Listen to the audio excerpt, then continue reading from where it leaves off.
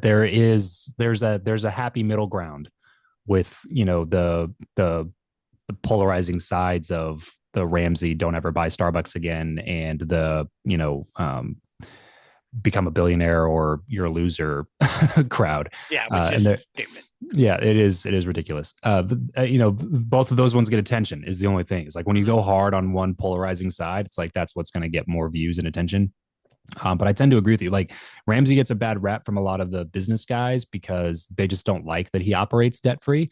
But I mean, I've gone out to their headquarters. I'll be out there again in about a month, interviewing three of the Ramsey personalities in the studio and stuff. Bro, what they've built there is insane. Mhm. Just the buildings on that campus are a $500 million in real estate, and Ramsey follows his own advice. They own all of those buildings free and clear. There's zero debt on any of those buildings. It's mind blowing when you go like look at some of those things Yeah. that started from just him giving financial advice. But he's been doing it for 35 years or something like that. He's like the guy Mhm. in the space. So he gets a bad rap from a lot of these like online guys. But it's like I would listen to Ramsey 9 times out of 10 before I listen to any of these other people. And so I kind of agree with you that it's like, yes, I enjoy living debt free. Yes, I still drive a 2015 Camry that's fully paid off, and the only debt that I have is my house. but but at the same time, I also, if I want to buy a Starbucks when I'm, you know Mhm. going out to doing podcast interview, like I'm gonna buy a Starbucks.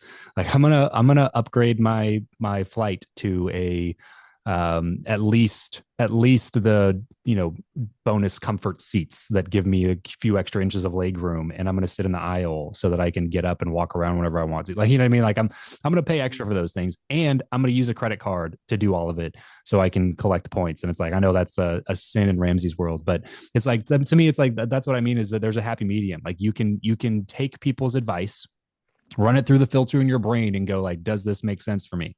And for most people, doing the Ramsey plan makes complete sense, at least for a period of time until you get out of debt and climb out of the hole that you dug yourself in.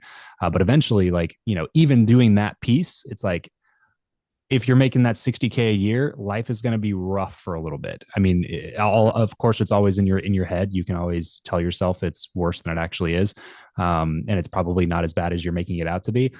But there's going to be like a big period of sacrifice, which if you've dug yourself in a hole is required. You're going to have to, Mhm. there's going to be some pain there. But again, if you take your earnings from 60 to like what you're talking about, Joe, 200, it's a lot easier to chip away at that debt and Mhm. and and also still be able to enjoy some things about life in the meantime. And that's kind of the whole purpose for this show, is just like, how do we get people to make some more cash?